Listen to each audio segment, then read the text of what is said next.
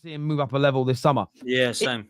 In terms of Isak, where do you think he's going to end up going, Potsy? And the reason I say that is, and I will preface this because I've been asked this a lot. I will throw this out. This from Gary earlier on. Says, Terry, have a look at what Newcastle's owners have said about Isak going nowhere this summer. And I've looked at it and I've seen comments here from Darren. I think it's pronounced Ailes, the chief executive, who says hopes the club will become a magnet for leading players and will strive to retain Tonali and Isak and Bruno Guimaraes. And of course, their position right now and publicly Newcastle is going to be they're not for sale. What I always say to those statements, though, is I've heard that before from a lot of football clubs about players, and individuals can still go. I still believe that the market's always open in that regard.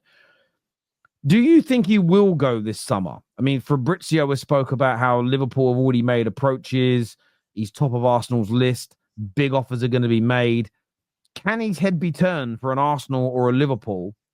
Or do you think he'll commit himself to staying at Newcastle and the project that they're building? What do we think is going to happen, gents?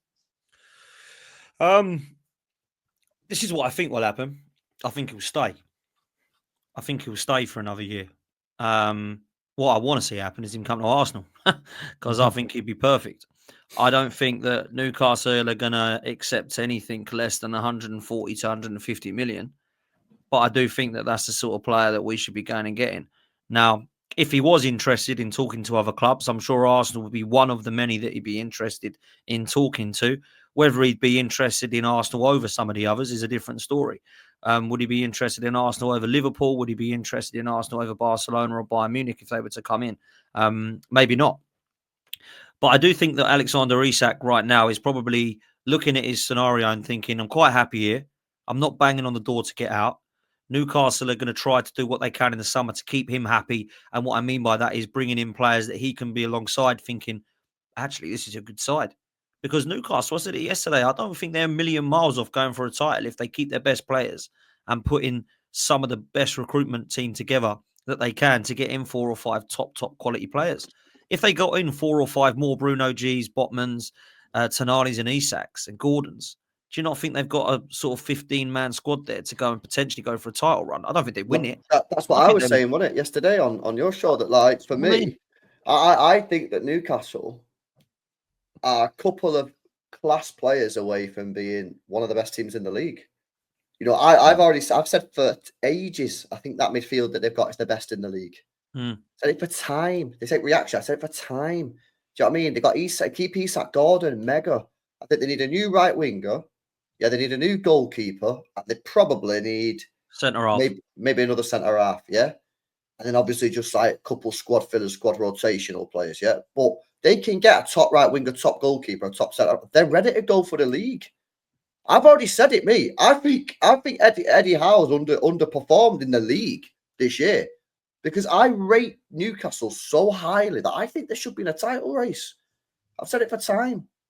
Do you know what I mean? He's obviously done a great job winning that. I think he needs to get some players in the summer. They've obviously had some PSR constraints, which means they've not been able to buy players recently, but they can get some players this summer. There's no excuse for Newcastle. So that's why they will stay Bruno G and Isak. That's why I would look at. I certainly look at Tonali and Isak are in no rush because of the rage, right? And Bruno G is a bit older, but he doesn't seem like he wants to go anywhere. The thing is with Isak, right? This is what I said with Isak. Yeah, if I'm Isak's mate, right? I'm his dad or someone like that, his cousin, and Isak says, "Oh, what do you reckon, LB? Should I go Arsenal? Should I go Liverpool? Should I stay here?" I'll say to him, Arsenal haven't won anything in 5 years. They've not won a Premier League in 20 years. They signed Rice. That was meant to put them over the line. They didn't do it. They signed Marino and Calafiori and Sterling. That was meant to get them on the line. That didn't do it. Yeah, there's no guarantee. Yeah. That if you go there, you'll push them across the line. Liverpool might look pretty good at the moment, but the 3 of the best players are all out of contracts in the summer. And they're going to basically tell you a nice story that they're all going to stay. You signed a contract, bang, they're all gone, right? You look at Lewandowski. He's got to be coming to an end of his career soon, yeah? In his mid to late 30s, he's got to be coming to the end of his career soon, although his performance against Atletico the other day was amazing. And Kane, the same. Maybe Kane might want to come back to England a little bit sooner to try and get that Shearer record. I'd say to him, stay at Newcastle, yeah? If you want to sign a new contract, sign one with a release clause, stay at Newcastle. And if you do want to move in a year, say Newcastle haven't progressed next year or the year after, and you're sitting there, you get into 26, 20, 25, 26, Newcastle are not progressing, and you want to leave, go to Bayern or go to Barca. Why would you go to Arsenal or Liverpool? I just don't see why he'd make the move to Liverpool or Arsenal this year. Just don't understand it, really. If I'm honest with you, I'd love to say... Go on, bro. I'd love to say that I'd love to sit here and disagree and go, why wouldn't he want to come to Arsenal? He's the missing piece of the puzzle. The reason I don't know that he is because I think we need more than that. I think Isak would be a brilliant start for us, but that's just the start. We need to look at our midfield and our wide attackers as well as just Isak. But Isak would look and he'd go, I'm not guaranteed anything. Now, the thing is, he's not guaranteed trophies wherever he goes. He's not guaranteed trophies at Newcastle, although they have just won one. He's not guaranteed another one because it's been 70 years. He's not guaranteed next season long term with what Liverpool are going to do because although they've just won the league, I have no idea, and I'm sure we'll talk about in a minute, what's happening with the 3 players that are out of contract. And then with Arsenal, we haven't won anything in 5 years. With Chelsea, look like they're going anywhere. So if I was Isak and I took my Arsenal cap off, I would be looking towards Barcelona as my number one. That would be probably my number one if I was to leave Newcastle, and it would be away from the Premier League. Now, you've got to look at the number 14 shirt, Thierry Henry being his idol. Apparently, he's an Arsenal fan, all this kind of stuff. I'm sure that comes into it. But it's still got to be the right move for his career, not just for his mindset, just for what he loves and dreams. So that's where I'm at. And I think Newcastle fans should feel pretty confident they're going to keep him. And I think with Eddie Howe, he might not be the guy to take them across the title. He might not be the guy that takes them to be dominating in England if that's what they want to do in the next 5-10 years. But for me, I do think he's done a good job. I kind of agree with LB. I had them down as getting Champions League football this season, and I still think they will. I think Man City and Newcastle will get it alongside Liverpool, Arsenal, and Forest. That's what I think will happen now, right? But I do think that team is very, very good when it's fit. Very, very, very good. And with one game a week and no Champions League football, that's why I had them down as winning as getting Champions League football. They've managed to get a trophy. If they can get a trophy in Champions League football, that's a very, very good start. And then they build on that with 4 or 5 players that they can bring in now that PSR's not an issue for them. They've had 4 windows in both the winters and both the summers where they haven't brought anybody in. We know they've been linked with Guerhi. They clearly want a centre back. They clearly want a right winger. Brian and Buemo and Kudus are being linked with them. If they was to get those sort of caliber of players in on top of what they've got, there's no reason why they can't start to do exactly what Manchester City and Chelsea started to do, and that build a tide that can go for the title. And that's what I think they should be aiming for next season. I really do. Yeah, listen, I think there's a lot of merit in him staying. There's a lot of logic in why he could. At the same time, you can't underestimate the legacy that other clubs hold, and Liverpool are looking at him playing for a Liverpool, being part of that front line, trying to defend the league title and win there. It might mean something to him as an example. And what I would say is this: if his mind right now was made up to, I'm going to stay at Newcastle no matter what, I don't think the likes of Liverpool and Arsenal would be talking to his people at this point. They certainly won't be putting bids in for him in a few weeks' time when the league ends. So if anyone does start putting bids in, that typically tells you that the player is open to leaving, and then it becomes a situation for the clubs to resolve. So listen, I think that this is the problem with these conversations is I don't think they're as basic as a lot of people want to make them out to be, and that's not what you two have just done. But there is rhyme and reason for him to stay. I could also see reasons for him to go, and I think it's why it's going to be a massive saga this summer. Because if you're Liverpool, if you're Arsenal, if you're Haaland decides to leave City, right? There's a rumor about that. I don't think it'll happen. And then City come knocking. They are going to make compelling arguments as to why he should leave. And we've seen this happen before. And I'll say this to Newcastle fans that are upset about their best players being linked to other clubs. Just get used to it. Now that you're a team that's competing, this is what will happen every single summer for the rest of the time that you're competing. You can be... Real Madrid are at the top of the tree. But their players are linked to other clubs every fucking year. Bro, the day we signed Haaland, people was doing articles saying he's only using us as a stepping stone and be gone in 2 years. That's just what happens, isn't it? When you get these mid players, they will. Exactly. You should take it as a compliment, man. You should take it as a compliment that you've got sick players. Like, that's just the truth, isn't it? Yeah, I will say to Newcastle fans, I think you've got to develop thicker skin. Equally, and when I swear in a moment, I mean this in a playful way, as we do in England when we swear. You motherfuckers are going to try and sign other people's players. I saw Villa fans do this in January. They were angry about the stories around Ollie Watkins. But the same people saying, why are they writing articles about our players? They were sharing articles about them signing players. And I just looked at it and thought, fuck me. It's you've been away a while, haven't you? You've been away a while from the top of the tree. So Newcastle fans have just got to get used to it. Unless Isak comes out publicly and makes a declaration of I am staying, unless the club force me out, this is going to go on for a while. I'm not sure if he'll sign a new deal this summer. Maybe he will. Maybe he won't. He'll go on even if he signs that. Haaland just signed a 10-year contract, and there's an article today saying he's going to leave in the summer. It's like, what the hell? Yeah, but there is a thing about this is that this is a case that Villa and Newcastle have only really had links with Jack Grealish and Alan Shearer. Now it's going to be a lot of their players. Aston Villa players are going to get linked. You're going to get Morgan Rogers linked. You're going to get Ollie Watkins linked. You've had Duran go. You're going to get the likes potentially of Ramsey and some of the others that are doing well. Newcastle are getting it with Bruno G, Tonali and Isak and even Anthony Gordon. It's a compliment, man. It's a compliment to your players are good. We want them. That you're doing well. We had it with Fabregas. We've had it with Sanchez. We've had it ourselves with Van Persie. We all know what it feels like. It's horrible. But these guys just aren't quite used to it yet. And that's why they're having a bit of a shit fit with it. And they all seem to blame Arsenal. Oh, my God, it's Arsenal fans. I can't stand them. I've had Newcastle fans. I can't stand your fan base. They're awful. What? Because they rate your striker and they take it. Why do you hate us for that? I mean, you want us to say that Isak is absolutely abysmal, isn't he? Who the hell would want him? I don't want him anywhere near Arsenal. He's absolutely awful. Yeah, I like them Arsenal fans. Keep away. I don't get it. I think it's weird, man. It's a compliment. I agree. The strangest part about it is I remember this with Liverpool. I remember the way they treated Raheem Sterling when he wanted to leave and join City. And it was like, you're a disgrace, talking to another club, flirting with another club. But then when Van Dijk, they had to cancel the deal because they were tapping him up. When he arrived in the January, he came into a hero's welcome. And I remember looking at it and just thinking to myself, like the polar opposite reaction. And I do get it. Someone leaving the club you love versus joining it.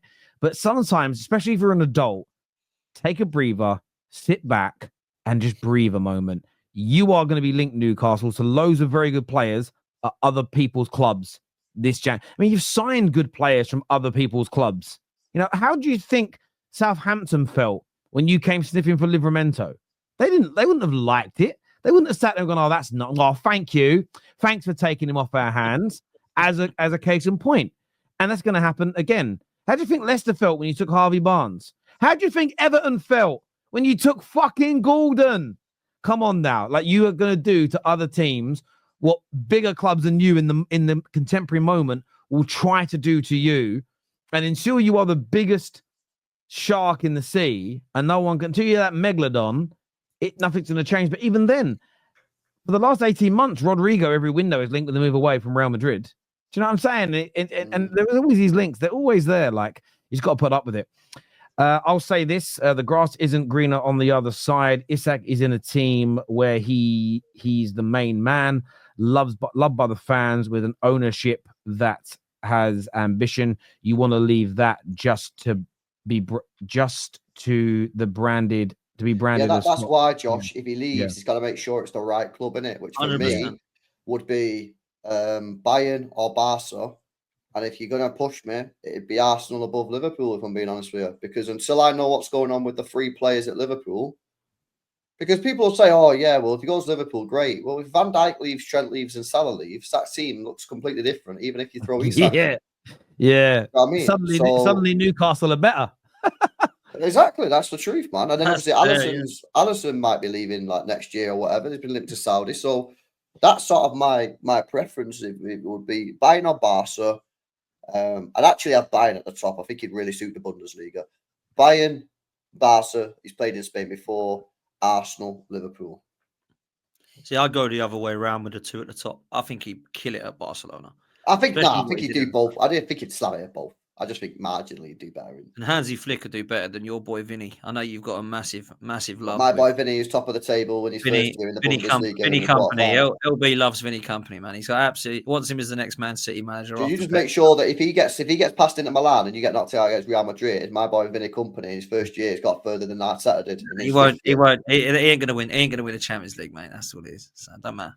He'll get further than Arteta will. Oh, I want that now. He will now, yeah, because we've got Real Madrid and we're definitely going out. So they've got Inter Milan. Inter Milan, solid team, top of Serie A. I don't think they'll get through. I think Inter Milan will beat him. All right. I'll have a pint on it. All right, then. Sweet. Let's do it. A pint on it. I like it. Yappa here says, is it possible we don't have a good striker or defenders now, as the current footballers grew up wanting to be like Zidane, Gerrard, Lampard, Scholes, which is why we now have a plethora of midfielders? That's a good point, to be fair.